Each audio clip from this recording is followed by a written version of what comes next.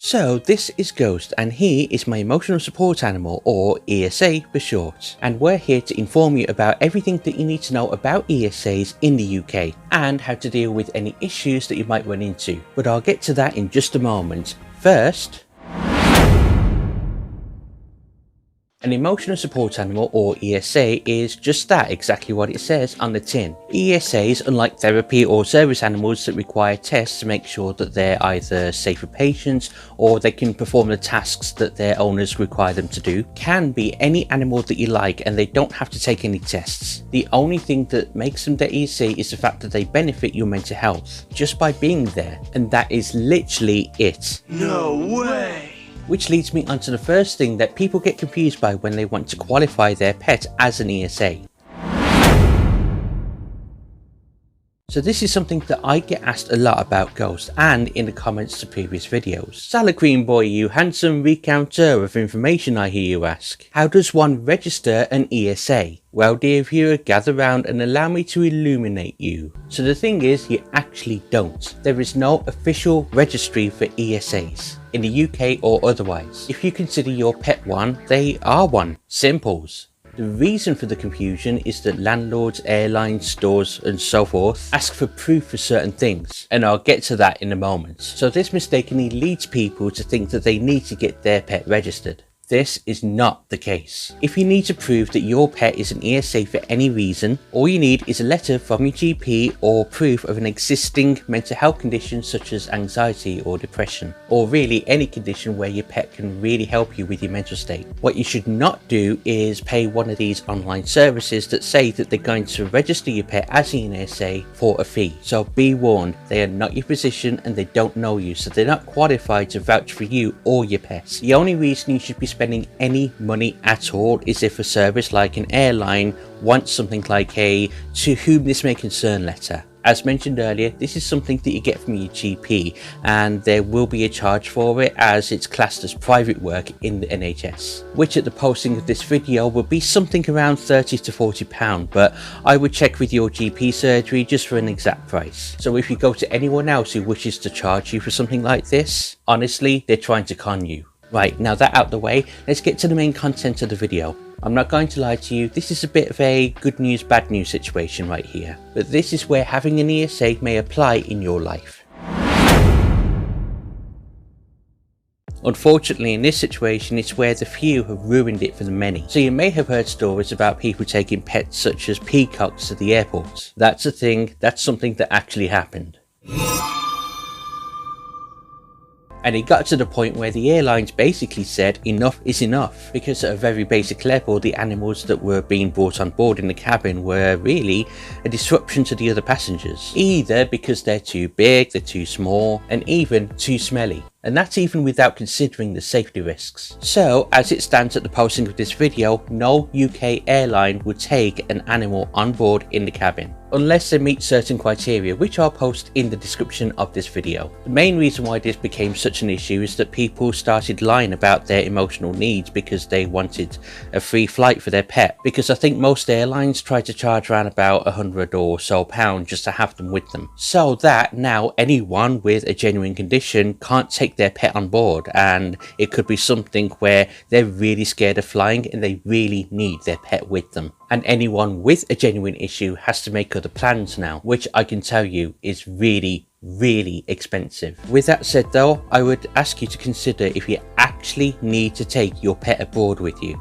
And I'm not just saying this in regards to the fact that you need them for your emotional needs, but it can be really stressful for the pet to go on a plane as well, especially smaller pets like bunnies. For example, I wouldn't take my bunny Ghost for, I don't know, a weekend away somewhere, or even a week away to another country. I am, however, going to be taking him to the States, because in a couple of months after the posting of this video, I will be moving there with him.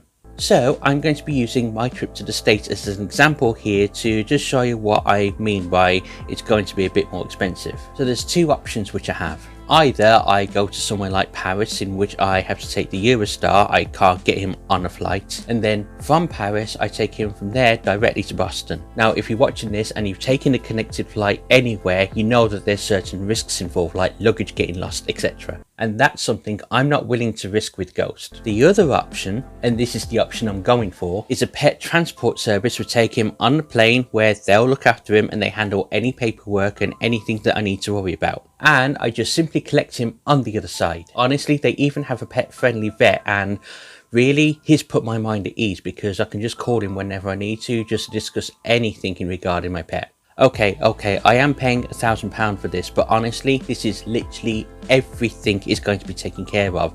That's the paperwork, that's getting there safe, that's going through customs, all that kind of stuff, and I have the peace of mind that my bunny is going to be safe on the other side. And I'll be making a video about that later in the year if anyone's interested. However, in the meantime, if anyone wants to know about the service that I'm using, which is Pets Abroad UK, who is not sponsoring this video, I'm going to leave a link in the description below.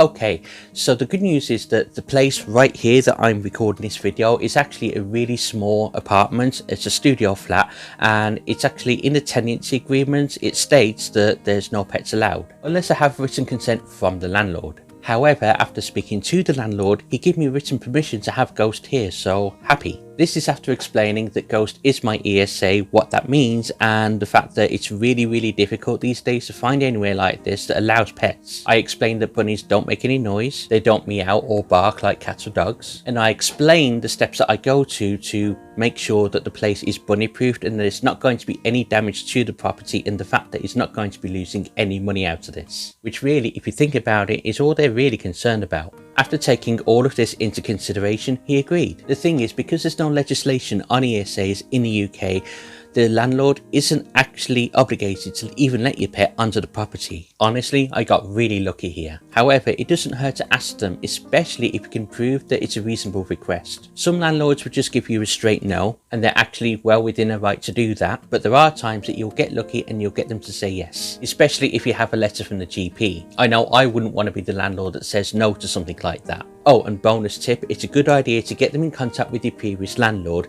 and see if they can vouch for you, because at least then you got some evidence that your pet is going to be good. Unless of course your pet is the reason that you're moving or you're on bad terms with your previous landlord. Right, moving on. So this is a bit of a weird one.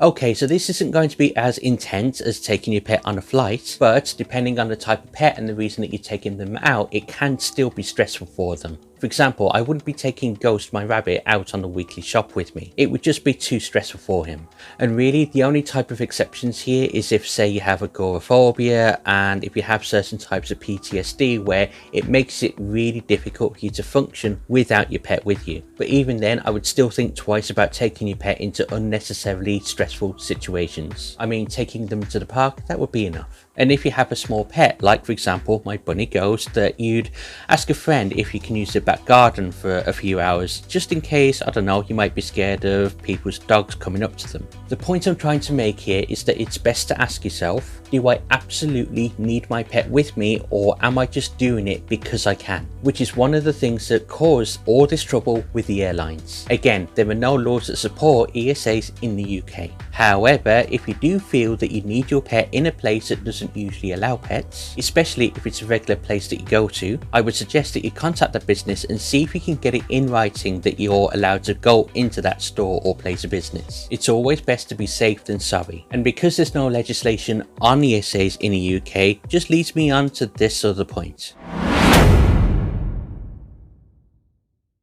Firstly, by liking and sharing videos like this. That will help them reach more people, because half the battle is basically education. The other way to help is that I have a petition in the description as well that you can sign that will help legalise ESAs in the UK like they are in other countries like the US. Now, if you don't have a pet yet and you are considering getting one for your emotional needs, I do actually have a video that goes more into a lot more detail on how pets can influence your mental health. However, if it's not out yet, I've included a video right here that might help you out as well. Because it's like I always say, at the end of the day, it gets dark.